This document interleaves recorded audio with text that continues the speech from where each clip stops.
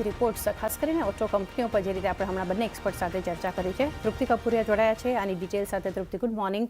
કઈ રીતે આ સેક્ટર આજે બ્રોકરેજ હાઉસીસના રડાર પર છે, શું છે રિપોર્ટ્સ? ગુડ મોર્નિંગ ચાની. જે હિસાબે આપણે જોયું કે જૂન ઓટો સેલ્સના નંબર્સ ખૂબ જ શાનદાર આવ્યા છે અને ત્યારબાદ અલગ અલગ બ્રોકરેજ હાઉસે પોતાના રિપોર્ટ્સ અહીંયા જાહેર કર્યા છે. સૌથી પહેલાં નજર બની રહી છે એ છે મેક્વાયરીને લઈને. અહીંયા તેમનું કહેવું છે કે જૂનમાં ઓટો ડિમાન્ડ્સ અહીંયા ખૂબ જ મજબૂતી જે છે તે અહીંયા યથાવત જોવા મળી રહી છે. ખાસ કરીને ડિમાન્ડ્સ ગ્રોથમાં પેસેન્જર વ્હીકલ્સનો સપોર્ટ સારો મળ્યો છે અને ટુ વ્હીલર્સથી પણ અહીંયા ડિમાન્ડ્સ મજબૂત જોવા મળી રહી છે. ખાસ કરીને હોલસેલ સેલ્સમાં પણ એક મજબૂતી જોવા મળી રહી છે.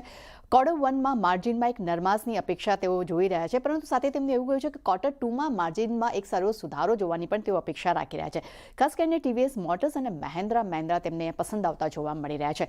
મોર્ગન સ્ટેનલી તરફથી પણ ઓટો સેક્ટર્સ પર રિપોર્ટ આવ્યો છે. ત્યાં તેમનું કહેવું છે કે જૂનમાં પેસેન્જર વ્હીકલ્સમાં રિટેલ સેલ્સમાં એક સારી એવી મજબૂતી જોવા મળી છે. ટુ વ્હીલર્સ, કમર્શિયલ વ્હીકલ્સ, ટ્રેક્ટરમાં પણ સારી મજબૂત નંબર્સ અહીંયા આવતા જોવા મળી રહ્યા છે અને બધા જ સેગમેન્ટમાં ખાસ કરીને ઈવીની પકડ જે છે અહીંયા ખૂબ જ મજબૂતી અહીંયા જોવા મળી રહી છે. ખાસ કરીને કોમોડિટી પ્રાઇસીસમાં જે ઘટાડો આવ્યો છે જેને કારણે Q2માં માર્જિનમાં એક સારો એવો સુધારો જોવા મળી શકે છે. ખાસ કરીને મારુતિ સુઝુકી, મહિન્દ્રા ટીવીએસ મોટર્સ માટે તેઓ અહીંયા ઓવરવેટ રેટિંગનો રિપોર્ટ આપી રહ્યા છે. જેપી મોર્ગન તરફથી પણ અહીંયા ઓટો સેક્ટર્સ માટે રિપોર્ટ આવ્યો છે. અહીંયા તેમનું કહેવું છે કે દરેક સેગમેન્ટમાં રિટેલ સેલ્સ ગ્રોથ જે છે એ મજબૂત રહ્યો છે. ખાસ કરીને મારુતિની વાત કરશું તો ત્યાં હોલસેલ ગ્રોથ જે છે તે ઇન્ડસ્ટ્રીથી પણ મજબૂત આવ્યો છે અને સાથે રિટેલ સેલ્સ પણ તેમનો જે છે એ પણ અહીંયા ઇન્ડસ્ટ્રીથી મજબૂત જોવા મળી રહ્યું છે. પરંતુ હીરો મોટો કોર્પની અગર તેમને વાત કરી છે ત્યાં તેમનું કહેવું છે કે હોલસેલમાં એક થોડું ઘણું દબાણ જોવા મળી રહ્યું છે, પરંતુ સામે મહિન્દ્રાની વાત કરશું તો હોલસેલમાં એક સારો સુધારો જોવા મળી રહ્યો છે, પરંતુ ત્યાં રિટેલ્સના આંકડા ઓવરઓલ થોડા મિશ્ર તેમને લાગી રહ્યા છે.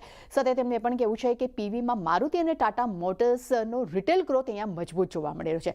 ટુ વ્હીલર રિટેલ સેગમેન્ટમાં ખાસ કરીને આઈસર મોટર્સ અને ટીવીએસ મોટર માટે તેઓ ઓવરવેટ રેટિંગના રિપોર્ટ આઉટ પરફોર્મ રેટિંગના રિપોર્ટ આપી રહ્યા છે, જ્યારે હેવી વ્હીકલ્સ માટે તેઓ ટાટા મોટર્સ કમર્શિયલ અને મહિન્દ્રા માટે આઉટ પરફોર્મ રેટિંગના રિપોર્ટ આપી રહ્યા છે. અને છેલ્લે નજર કરશું ટાટા મોટર્સ પીવી પર HSBC તરફથી હોલ્ડ રેટિંગના રિપોર્ટ સાથે લક્ષ્યાંક 400 શેર કરવામાં આવ્યા છે. અહીંયા તેમનું કહેવું છે કે સ્થાનિક વોલ્યુમ ગ્રોથનું આઉટલુક અહીંયા પોઝિટિવ છે. ખાસ કરીને ટાટાની ઇન્ડસ્ટ્રીઝની સરખામણી સારા પ્રદર્શનની તેઓ અપેક્ષા રાખી રહ્યા છે, પરંતુ અહીંયા માર્જિનમાં આવનારા સમયમાં પણ એક દબાણ જોવા મળી શકે છે.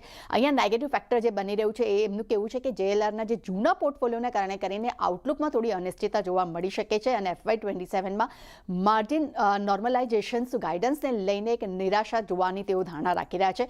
ઓવરઓલ તેમને લાગી રહ્યું છે કે શેરમાં એક ઉતાર ચઢાવ જે છે અહીંયા યથાવત જોવા મળી શકે છે. એટલે ડેફિનેટલી આ કારણથી આપણે હોલ્ડ રેટિંગનો રિપોર્ટ જોવા મળી રહ્યો છે. પણ ચાની ઓવરઓલ ઓટો સેગમેન્ટ માટે ખૂબ જ એક પોઝિટિવ બ્રોકરેજ રિપોર્ટ આપણે સમક્ષ આવતા જોવા મળી રહ્યા છે. તો આ સેક્ટર અને ઓટોના સ્ટોક્સને આપણે ફોકસમાં રાખીશું. તૃપ્તિ, આભાર આપનો સમગ્ર ડિટેલ્સ માટે.